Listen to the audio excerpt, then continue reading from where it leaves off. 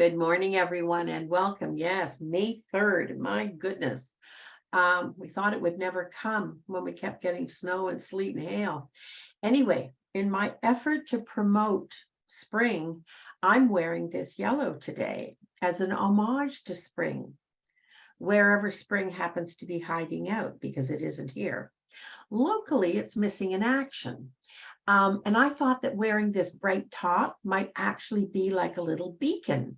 So if you are holding spring hostage where you are, I think it's only fair that you share.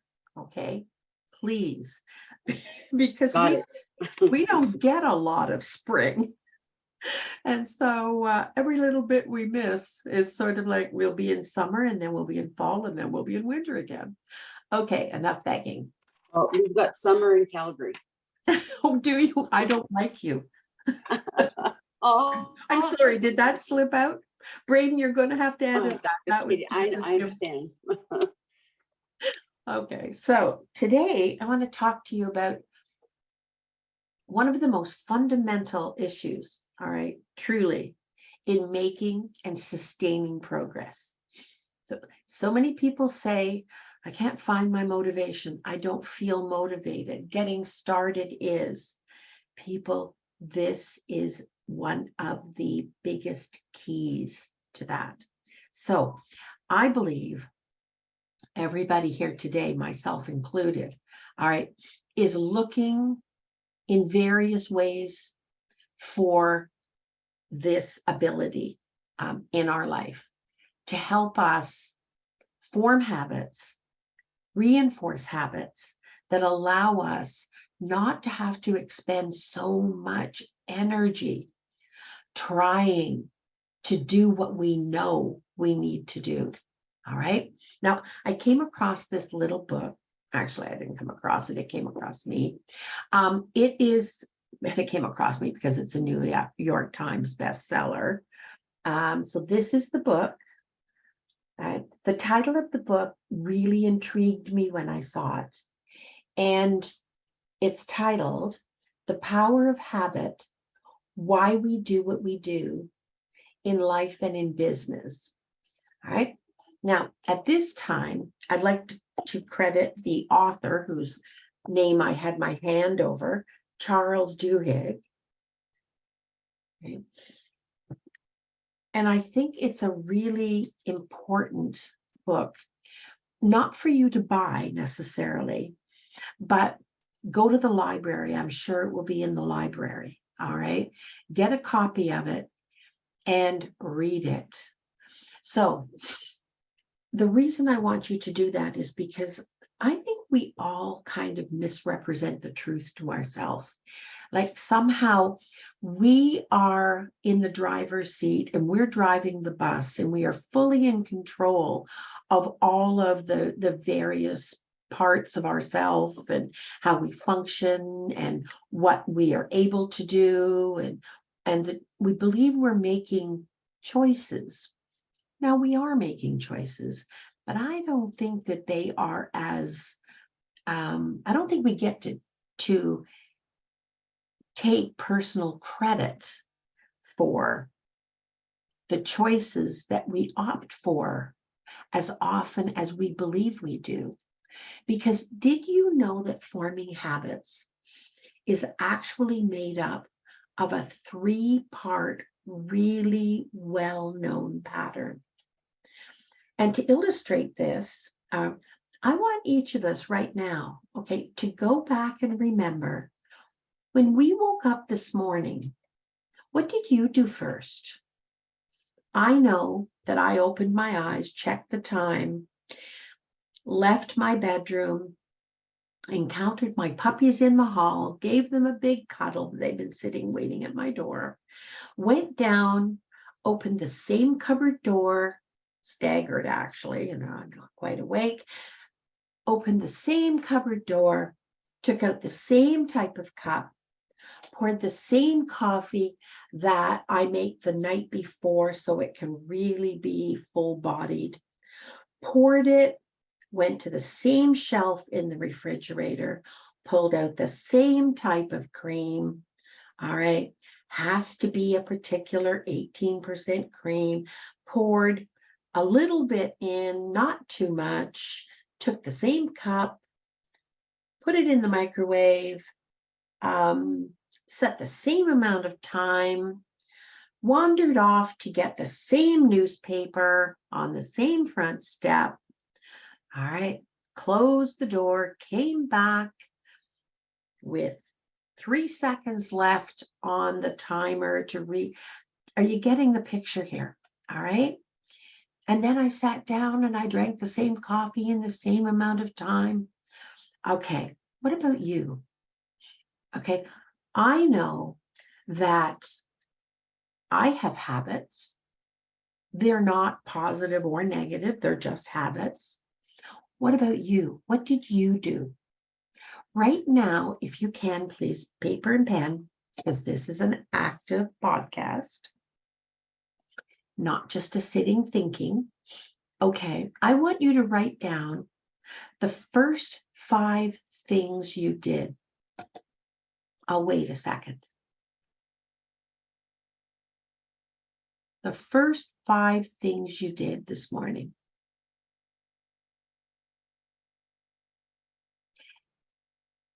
Everybody ready? Now I want you to put a check mark beside anything that is not out of the norm that you do, if not every morning, almost every morning. First thing.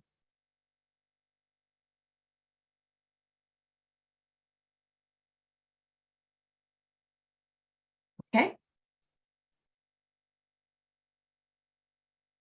How many people here, hands up, how many people here, you can put your hand up physically or you can do it through the reaction icon. How many people here had at least 3 of the same choices this morning as every morning? How many people had 4?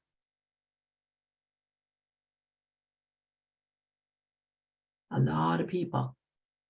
Look at all my hands go up. Okay. How many people had 5? We didn't lose too many hands, people. Okay. I want that to register in your brain. That's not just a coincidence. All right. So, all right.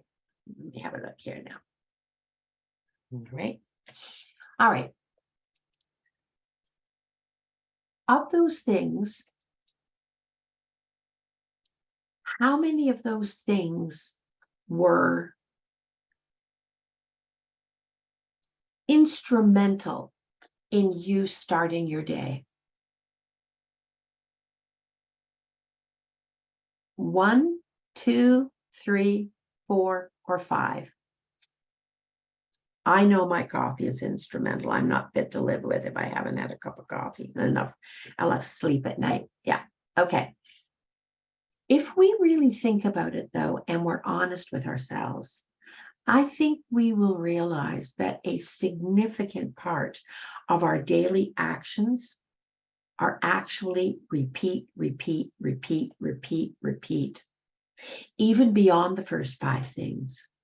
And even when they're differing choices, I really reflected on this, and I'd be really interested in your feedback. All right. How many people consciously make a different choice? They believe they really make a different choice. I want you to challenge that. It may be true, but I want you to challenge it, because when I reflected on myself and I talked to certain of my clients this week, the highest probability is that even the alternate choices are regular options that we go to believing that we're making a choice. But actually, we're habitually limiting those choices. They are a limited range of other choices that we're making. So really, are we perhaps choosing just less frequent habits? Did anybody today, now this is important, all right? It's boring, but it's important because did anybody here today, this morning, or any time in the beginning of your day, all right, or even maybe a little later on, choose something that was completely new and different as an option? Anybody? 2 people. Okay. 3 people out of 31. Now, of those 3 people, answer me this. How many times have you made that choice before? Or was the circumstance that you made this completely novel choice so different from anything else that you've experienced? Because when I looked at it myself and I talked to clients, it was surprising that just how limited our scope is, just how little we don't think outside the box. All right. We don't ask ourselves, what if I tried something new? All right. So that's why I thought it would be a really good idea. Sean is in the waiting room. Sorry. Okay. That's why I thought it'd be a really good idea to work maybe the next 2 podcasts. Maybe the next podcast will be the last one we have to talk about this, but to stop repeating what we do the most. All right. Because we actually habituate what we're doing. And the more we habituate it, the less we give ourselves better options. So I thought it would be a good idea for us to spend a little bit of time and delve deeper and share with you the 3-step process of consciously choosing what our habits will be, and therefore protecting ourselves from automatic default unproductive choices, all right, that just don't create the change we need, all right? The whole time telling ourselves that that was the best we could do on that day. Has that become a habit? Same begets same. Same choices beget same outcomes. All right. Is there anybody here who thrives on that? Because same choices beget same outcomes means that in some ways we're kind of going in circles. All right. Now I'd like to limit that. I think getting up in the morning and habitually doing your first 5 things, I don't think that's a life changer. All right. But I do think that if we habituate and next we do this, and next we do this, and next we do this, further on in the day when we're fully conscious, all right, I think we can be really, really unmotivating ourselves. I think we can be sucking the energy right out of ourselves, right? And yes, Kelly, you do a lot of the same things, so you don't forget things. That's okay. Make a list. But every day brings new challenges. Even the same event the next day is not quite the same. All right. And if we limit our scope so everything becomes so that it looks the same, take the blinders off. Take the blinders off. It is possible that all of our life so far mostly has been limited to a series of habits. All right. Now, the information I'm going to talk to you about today and probably next week as well isn't new information. All right. But it is based on fact-based research. And remember, you and I have talked many times in the past quite a bit about habituation, the fact that what we do the most is likely to continue to do, we're likely to continue to do that in the same way, not because it's our best solution, but because we've habituated that pattern. All right, let's drill down on that pattern a little more. Okay, so we can give ourselves more choices and we can open the door, open our ability to see better outcomes. Now, we all like each other in this podcast, all right? I know that. And we've become somewhat of a community. But I don't fool myself that you come here every week just to see my smiling face. I know that despite the fact that we've developed a relationship together, you're looking for answers for yourself or someone you care about. Hopefully that's also yourself. And the goal is to have the life that you know you're capable of. Maybe you just feel that you or they, the other person, may just be on the wrong track or missing some kind of key element, in the belief that those elements, those key elements that are missing, will bring things all together. It'll kind of be a click moment. And that will allow you to create a better outcome for you or for the other person that you feel is stuck.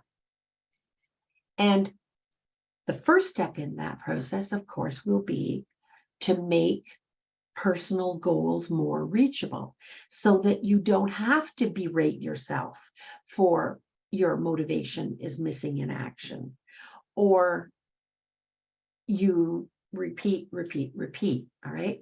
So even if we believe that most of the choices we make every day feel like the product of a well-considered decision-making process, let's have a deeper look.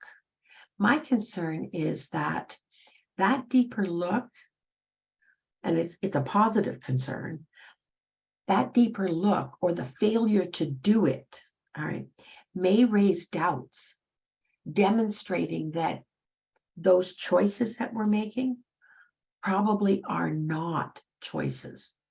That deeper look based on the dissatisfaction with our outcomes. Anybody here 100% happy with your outcomes?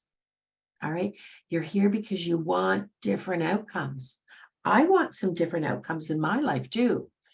May mean that what those choices aren't actually choices. Let's have a deeper look at, did I make that choice or did I repeat that choice? Repeat. And really, they're just habits, or even they're mostly habits, or even they are, let's look at proportionately how much of what we do is just a habit. And although each habit means, truly each habit in our life means relatively little on its own.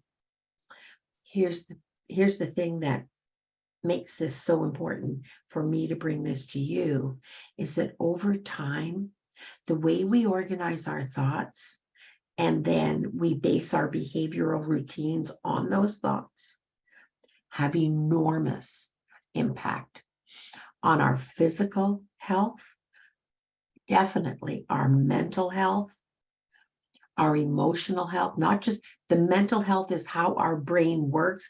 Have we not talked enough about the hormonal balance we create in our body, which is the fuel? All right. That's the mental part. The emotional part is the byproduct of that. how we feel.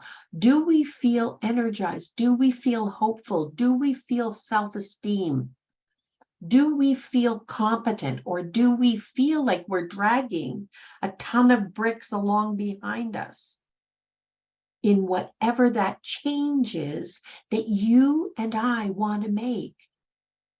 And all of that, everybody here who has ever said their motivation is missing in action, at that time, you felt 100% energized, right? You felt like, okay, let's go get it. If you were feeling that way, the highest probability is you were depleted of energy, mental and physical energy. You're not going to do very much.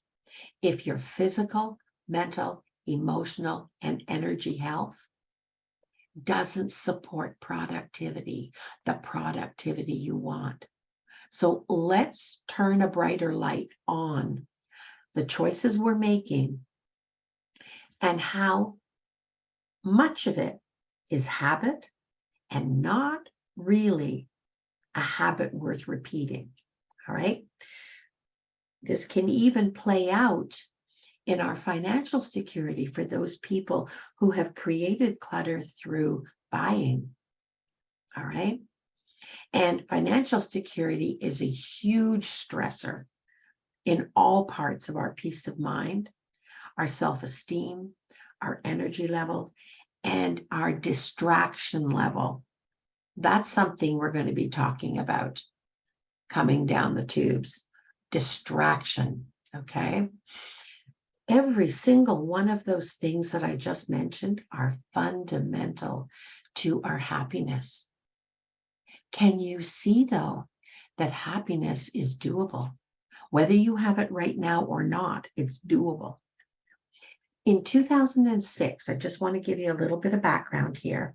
A Duke University researcher found 40% of the actions people perform every day that they believed were decisions were actually just habits. The power of habit making. It's a process. It is understandable. It is not magic. All right. The power of habit making is divided into 3 parts.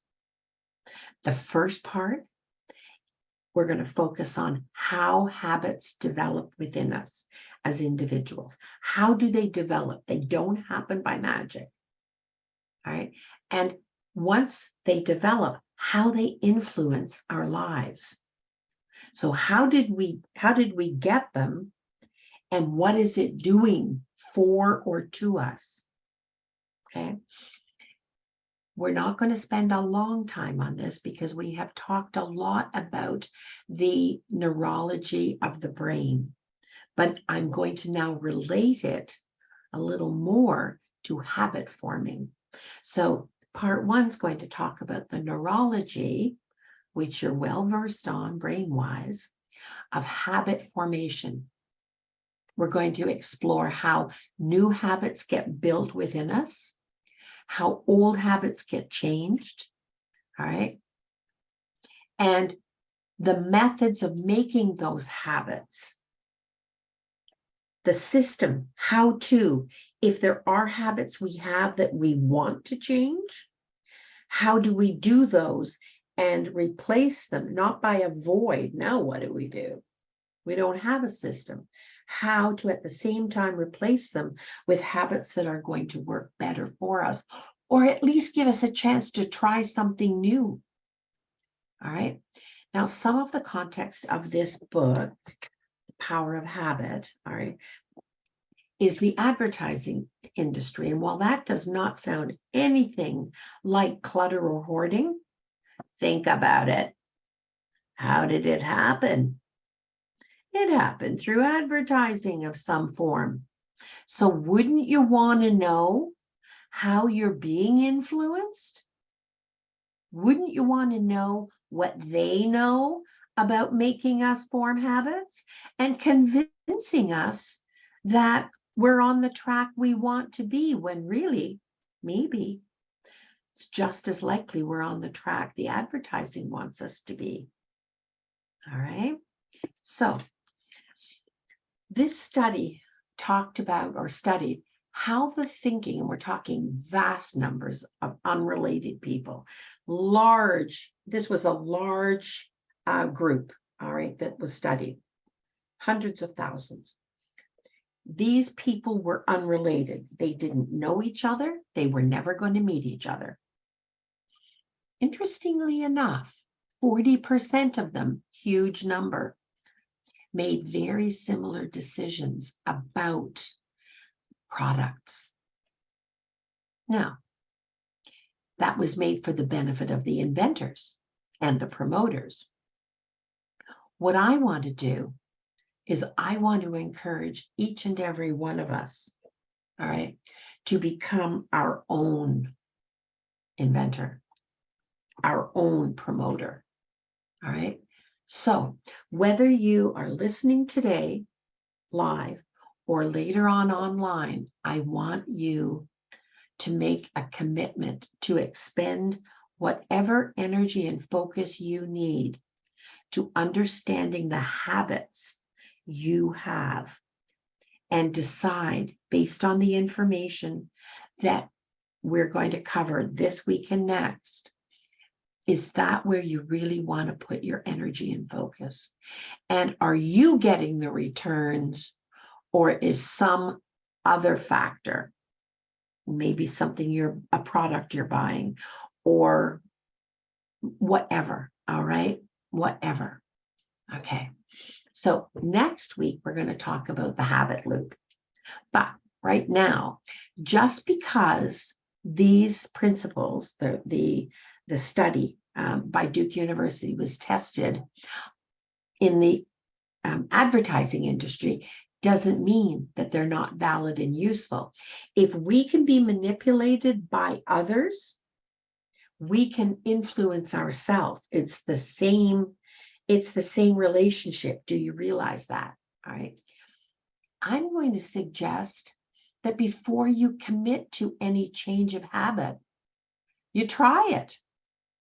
Think outside the box. Be willing right now. That's what I want to instill in you today, is the willingness to stop, put yourself on pause and think, what if I honestly gave my best effort to trying something different?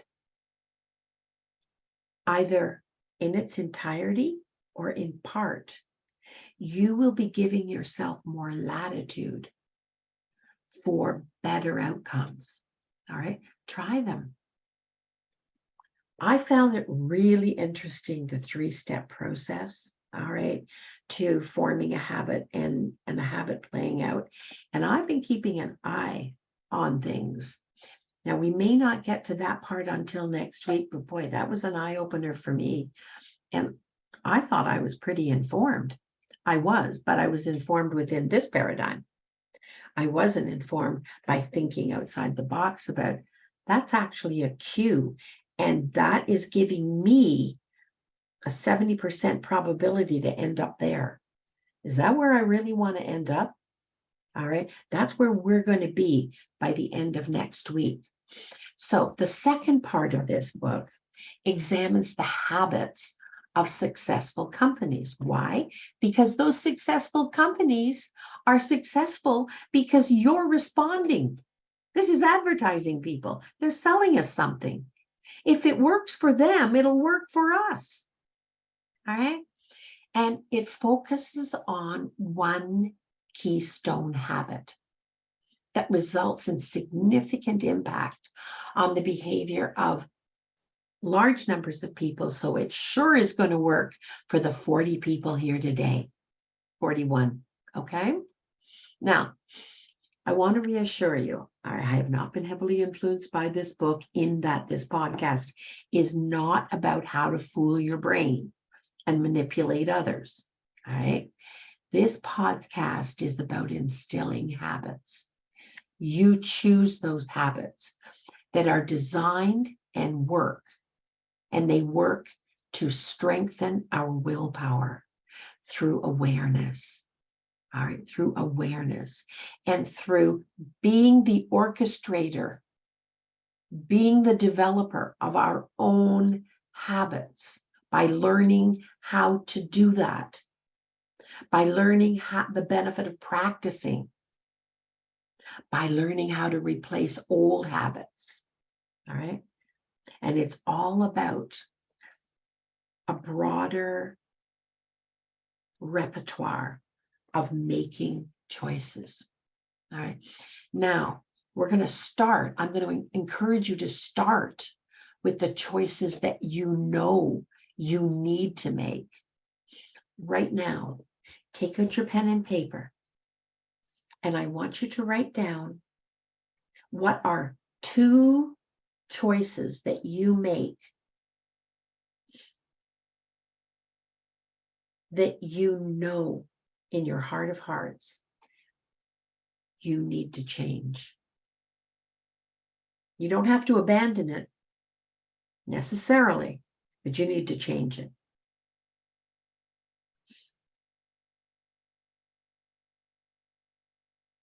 When everybody's got their 2, just either do a hands up or do a visual hands up if your camera's on. This is important. This is where we start. This is where we bring it home. This is where we make it useful. Not just sitting, listening to information, thinking it's interesting. Yeah, that was great. No, use it. This is about using. Okay. Can you repeat the question, please?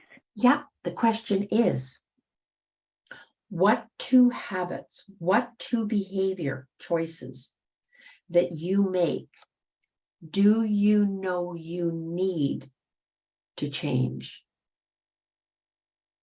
Now, change can be completely abandon that choice. That's really not getting you anywhere. But choice can also be doing it less, doing it differently, adding to it. I do that and then this.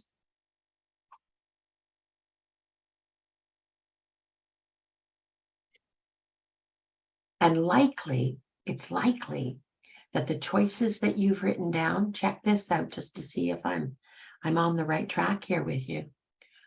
Up to now, you haven't had the success, all right, that you were investing in. But you know that you're capable of it. You know you're capable of it. You just haven't got there yet.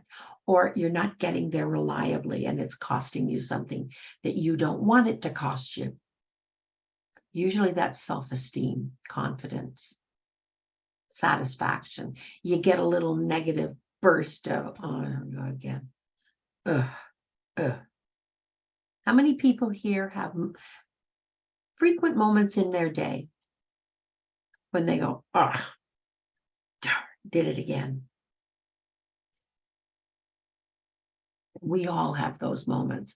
We all are looking for a better use of our energy, a better use of our life force, and more return. Okay, the third part of the book is we're going to look at the habits of societies and how movements for positive societal change affect us. We are part of a community, not just this podcast community. We're part of our culture. We're part of our family, whether they're still living or not. We're part of a neighborhood. We're part of a religious group. We're part of a political group. All of those things influence us. In part, they define little pieces of who we are, what we believe, and what we stand for. That's a significant part of who we are. Just like those things can be influenced as they change, what choice do we want to make to change along with them? How many things in your life are you aware of non-you things, but part of what you're part of things. All right. So it's not you actively thinking it and believing it, but something that you are associated with or you belong with, you identify with, that they've made a change. How comfortable are you? Do you feel it's the price for belonging that you have to change along with them? Is there any of that going on? The third part of this book, additionally, is also about the responsibility for the habits we have, good, bad, and indifferent.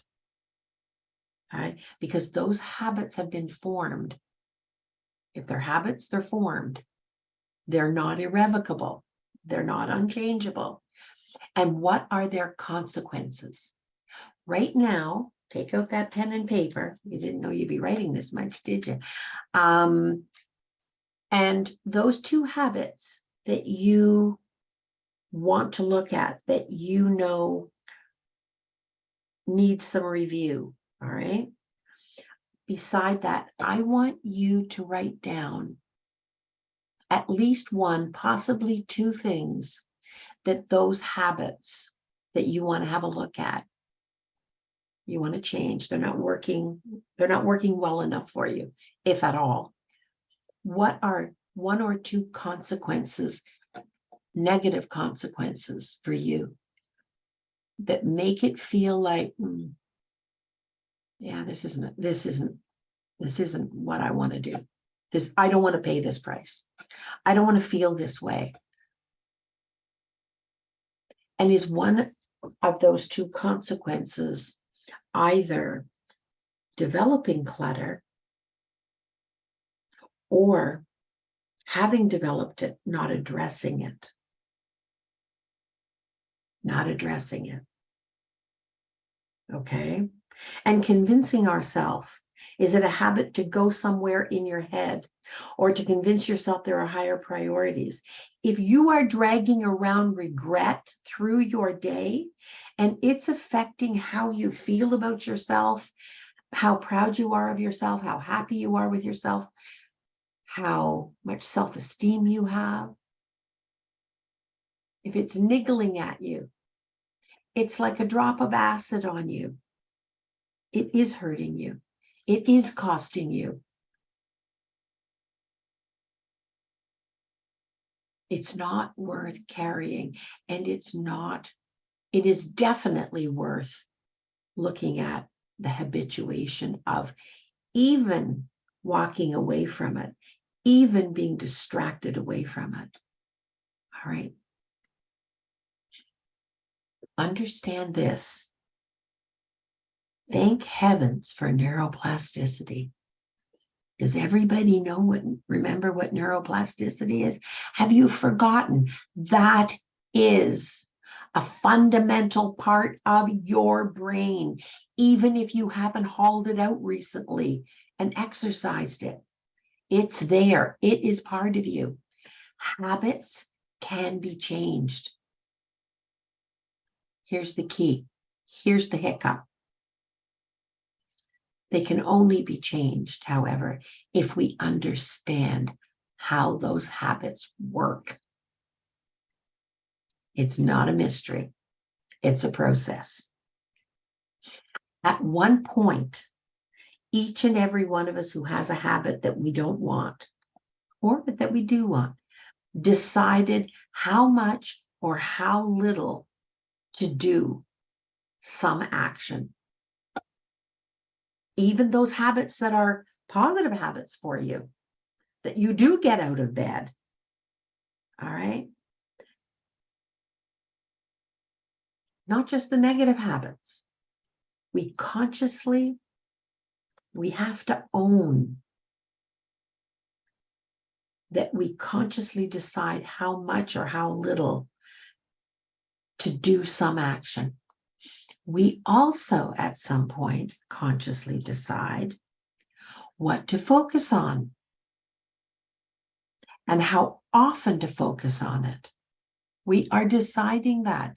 We are either deciding it actively or we're deciding it by default.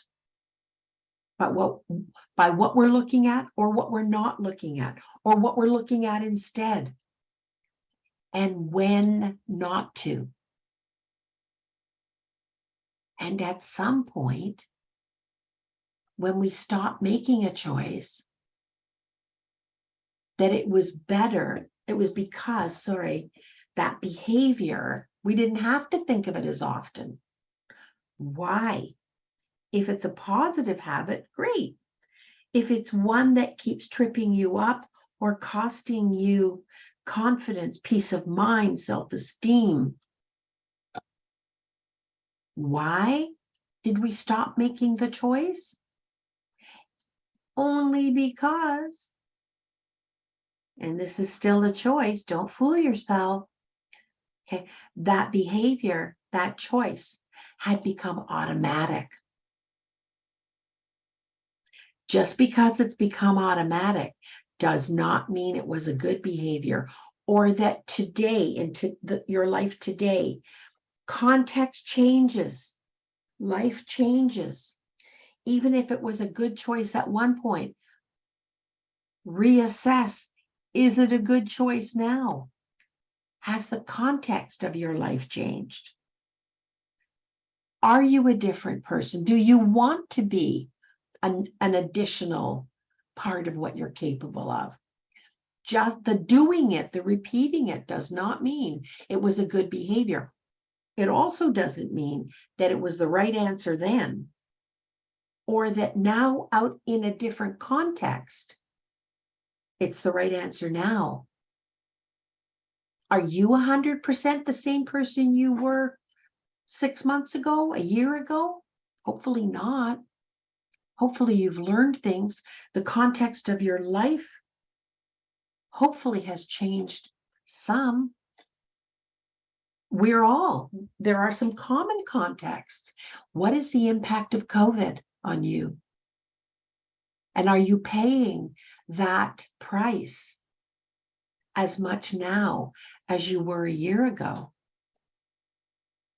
That concern, that risk, that whatever has lifted some. We are all hopefully fully vaccinated. We keep a mask with us. All right. Are you feeling, can you see that subtly the context of our life changes? Often for the better, and maybe as parts of some of the better, not so good yet. You've got to look, context is everything. But if you continue to perform a behavior automatically, don't kid yourself. It can also be, usually is, simply because we've habituated it.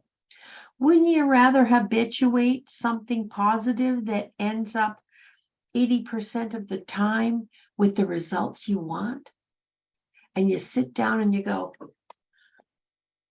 glad that's over. Or, yay, look what I've got now. All right, just be careful. Your homework this week is going to be to make yourself actively remain consciously aware of thoughts, decisions, and behavior choices. Write that down. Our thoughts, our feelings, and our behavior changes. Whatever we do, all right? Are we making a choice? Are we making a considered choice? Or how many of them, what proportion has become a default because we've habituated it? And even if you make that same choice, making it after you put yourself on pause, look at the context you're in. What are the positives? What are the negatives? What do you believe consequently would be the best outcome, would yield the best outcome? And you make a choice there. This week will be that little experiment that you run. daily. All right. That will be worth gold if you practice it.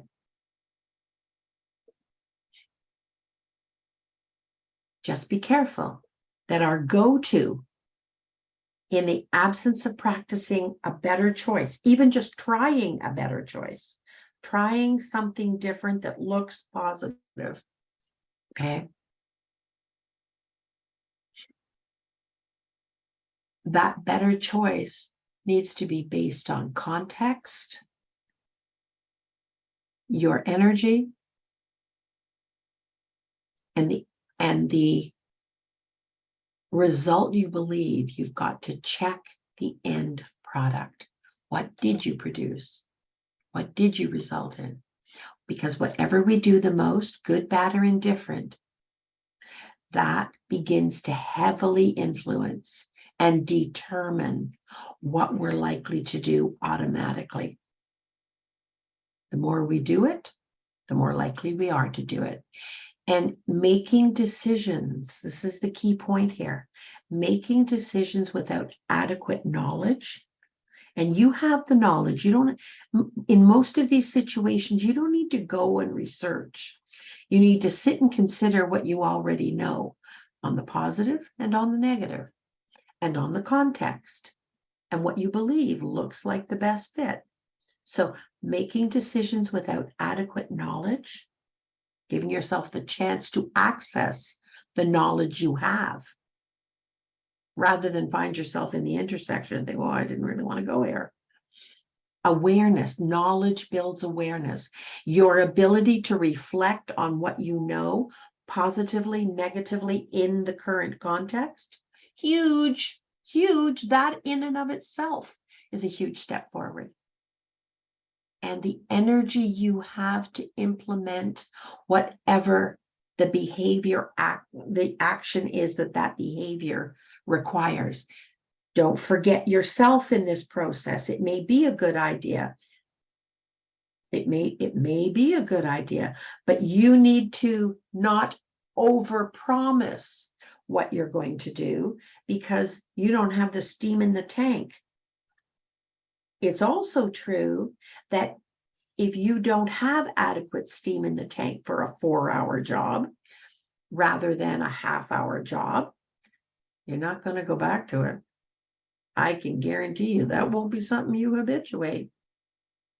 Don't end on a negative, end on a positive.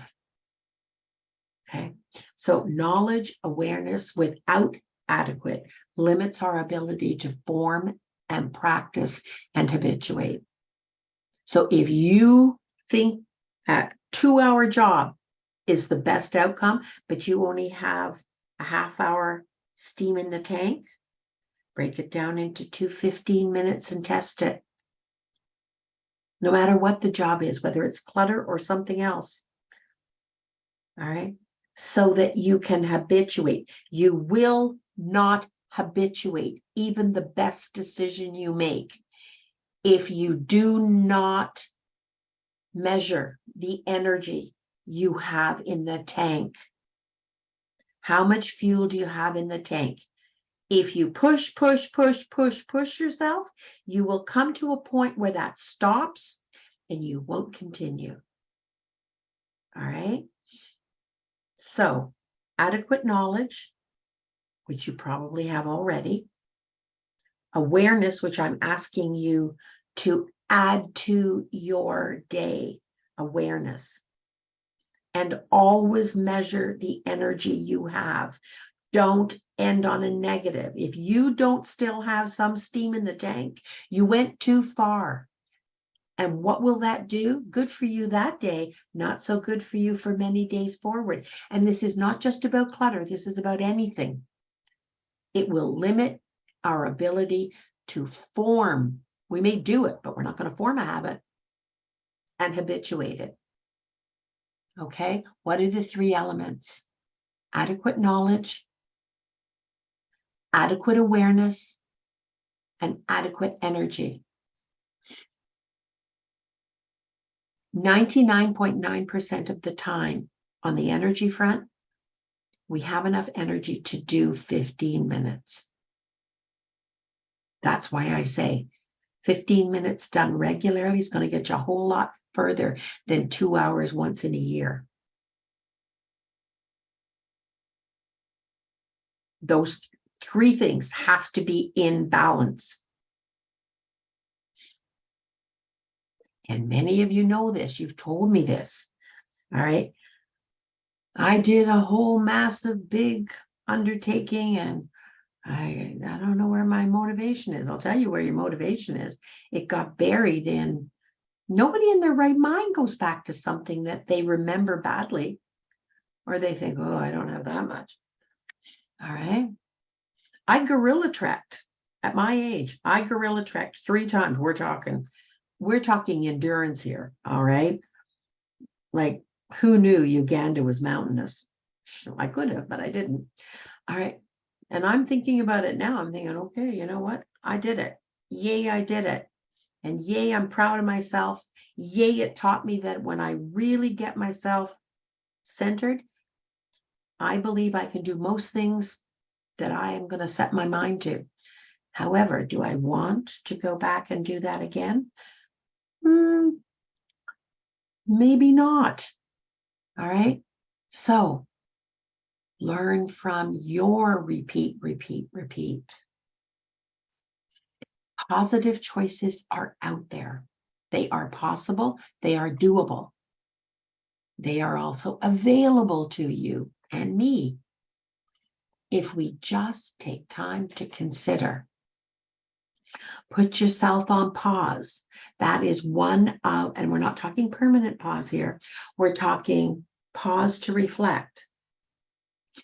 So let's look a little bit, okay, at how as individuals we notice or we choose not to notice what is right in front of us. All right. And that is called the habit loop. Okay. The habit loop describes how habits actually work, not how we think. It's not magic. There's no mystery. It is a predictable sequence.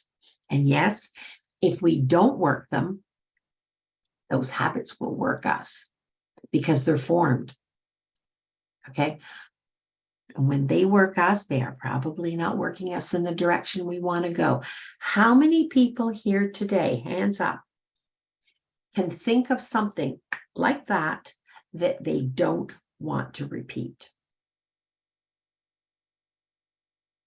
Just about everybody has their hands up. All right. What that means is that in that regard, something is working you. You're not working it. Okay. So if we have to make a choice, and we do every moment of every day, why not make an informed choice rather than a default choice by habit? Are you with me, people? Let's repeat that one. Why not make an informed choice? You have the information. You have it. All right. Rather than a default choice by habit, rather. Here's the 3-step process. Choice, habit, process happens within our brains, and it's a 3-step loop. First, there is always a cue. Always a cue. We can also call that a trigger. Watch for them. Start being aware in the areas you want to change where you're not making the change. What is the cue or the trigger? That cue or trigger tells our brain to go into automatic mode. All right. And which habit to use automatically. This is going to happen automatically. That's why I'm telling you, please practice. When you've got to make a decision, do it with the little ones first and track it. Okay, don't start with the biggies. It's automatically going to tell you which habit to use. That's not a choice. Why? Because you habituated it. It's the easiest path. It's the path you know, maybe not the right one, maybe not the best one.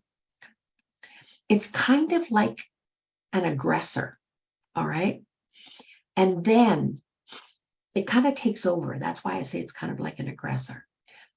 And then after the cue or the trigger, there's always a routine. You know the path, you know the steps. Why not repeat it? It's the easiest way.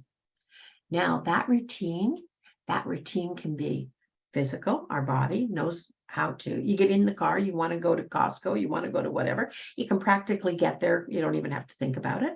All right. Automatic learning. It can be mental or it can be emotional. There's a routine in one or all of those three components of us. Lastly, there's always a reward of some kind. So I'm going to give you a brutal example. You've got a pile of things you need to deal with, choices you need to make, and you choose not to break it down into a manageable lump in one particular sitting. All right. And you look at it. The cue is, oh gosh, I'm going to do that. Yeah. And the routine is, okay, I'm going to pull it together, or I'm going to go get boxes, or I'm going to get bags or whatever. All right. And then you start slipping into your routine of allowing yourself to be overwhelmed. It's not going to be enough. You start mind shifting the efficacy of 15 minutes. 15 minutes. What's 15 minutes? I'm going to do 2 hours, and you sit down, you think 2 hours, and before you know it, your brain's going somewhere that you've been before that's familiar and comfortable. And then you sit down and it's either a book, a magazine, Netflix, it's something. All right. And that's the reward. All right. The routine can be mental, physical, or emotional, or all three. And lastly, there is always a reward of some kind. All right. Know this. The reward helps us, our brain at least, to figure out if this particular loop is actually worth remembering for the future. Now, tell me, people, if the reward was the space is empty, or I got to sit back and watch Netflix, or do something else, tell me which you are more likely to habituate. All right? Okay, be careful, because that 3-step process, if you choose Netflix or you choose the book when you have committed yourself to a 15-minute job, okay, and you keep going there, that's what your brain is going to tell you. No, this one's worth remembering. That other one, we don't even know what the outcome or the feedback or the payoff for that would be, because we haven't done it enough. All right. We keep doing a little turn to the right rather than a turn to the left. Guess what you'll do automatically? You will turn to the right, people. And we won't remember later associated with that choice. Oh, darn. And look over at it. Okay, well, tomorrow. That's also something we habituate. You know why they call it tomorrow? Because tomorrow never comes.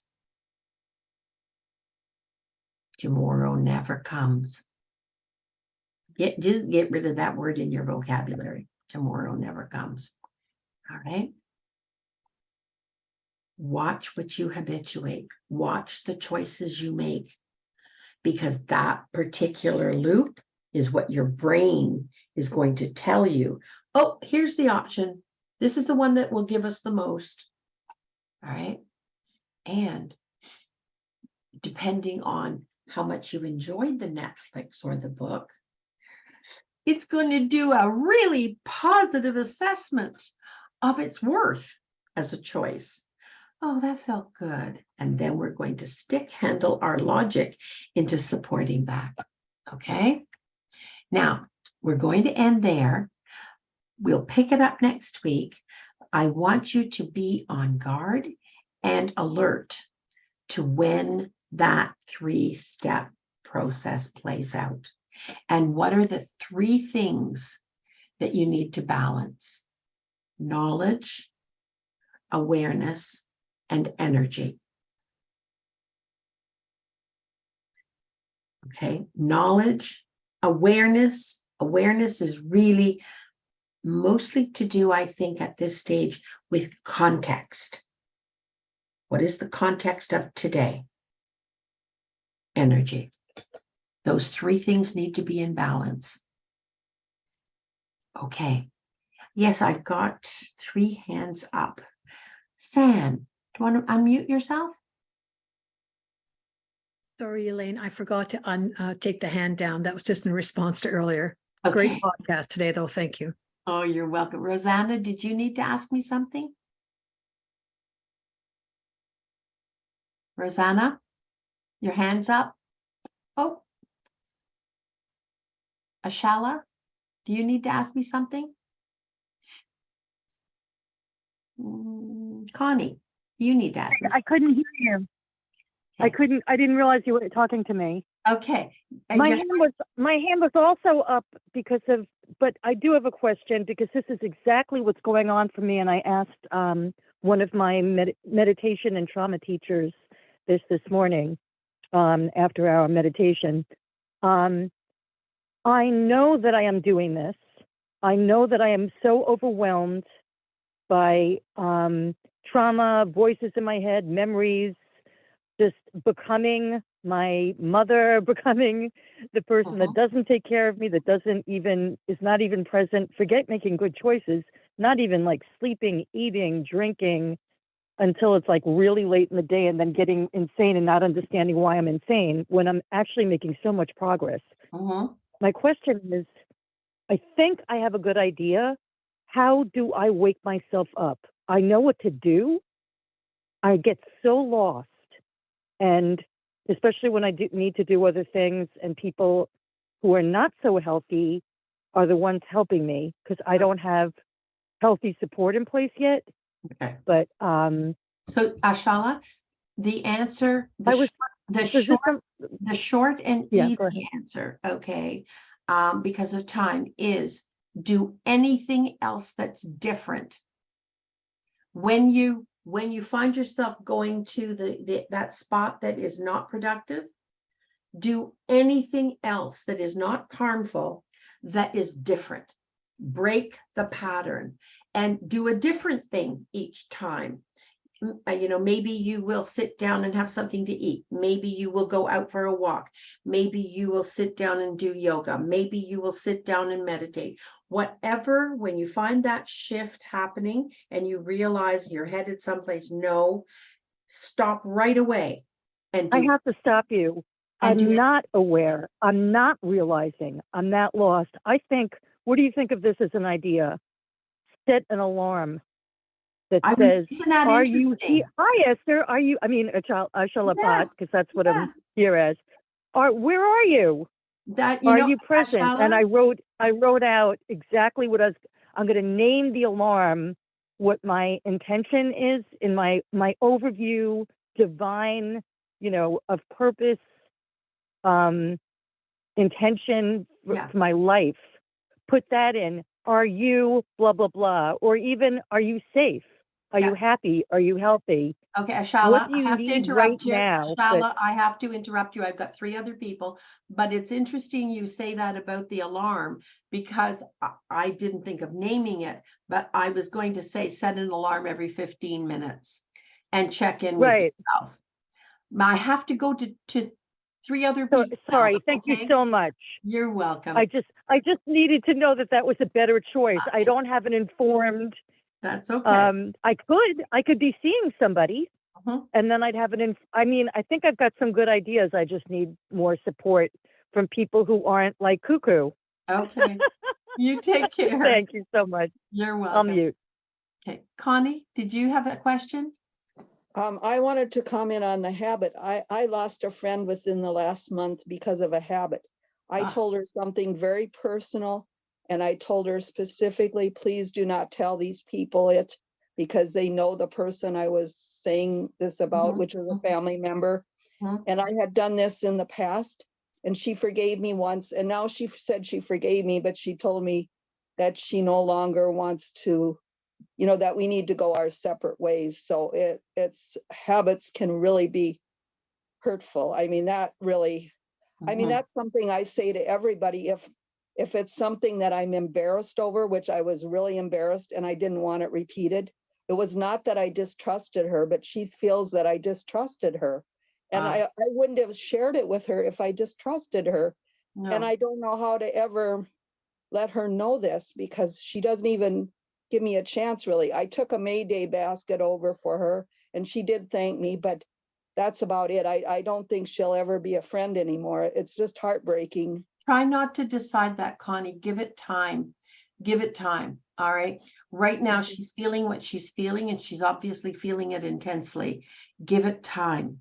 All right. Okay. Just Well, give it time. well, thank you. You're welcome. JD, do you have a question?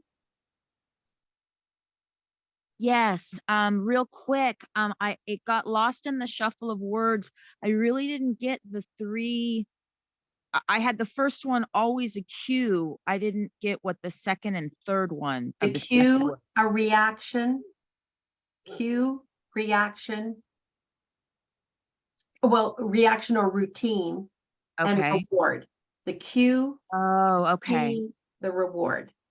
Okay, thank you so much. And then the balance was to balance the knowledge, awareness, and energy in Yeah. order to kind of Address it. aware of what's going on. That's right. So really, okay. All right. Thank And you. awareness is usually, at least in part, significant part, the context of whatever. Kind of the context, like where you get triggered and then triggers the routine, the habit. That's right. Okay. Yes. And kind of the blindness. Okay. So it's okay. It all kind of works together. I kind of see it in mesh. Thank you so much. I just needed that clarification. You're Thank welcome. you very much. You're welcome. Lori, do you have a question? Yes, I do. I was just wondering, because 2 or 3 days a week I'm going looking after my grandkids. So I'm kind of same routine to get out the door. Then the other days, I usually that plays it by ear how tired I am, whether I sleep on the couch all day or get up and do something. What days would be a good one to change or work on? No Or- matter what day it is, all right, first of all, save a little energy. That's number one. Okay, you can't repeatedly face a day, any day, knowing that you're on empty repeatedly. All right. So something needs adjusting if you're so worn out that the only choice you feel you have is to be on the couch. All right. I'm not judging that. I'm just saying that's an indicator that whatever's happening, whatever you're doing or being expected to do, there's no steam left in the tank. There always has to be some steam left in the tank. All right. I'm usually up at 5 and to get there at 7 after I let the dogs out and all that and put them back into their kennel. That's the routine. That's the yeah. routine. And Okay. then by the time the weekend hits, like last weekend, the dogs let me sleep till noon, and I don't normally, well, I never did that until I got old, but so now it's just kind of 2 days sleeping till noon, and then the day's gone, and you don't feel like anything. I'd like you to observe that this week with one goal in mind, that by dinner time, even at dinner time, all right, you have some steam left in the tank. Some. And increasingly, we work to increase that, because the quality of life that you're describing as far as energy, you have no energy left to feel alive if you have to be on the couch. Okay. Okay. And then like today, I probably would have been not doing too much anyway, but my other grandson son has been sick, so I'm out in Airdrie today instead of my day off, but I- never ending. Okay, I have to run now. I've got one more. Okay, question. Okay, Rosanna, thanks. did you have a question? I didn't want to leave you. Rosanna? Okay, everybody, we will see you next week. Take care, everyone. Have a great one. Thanks so much. You're welcome. Bye-bye.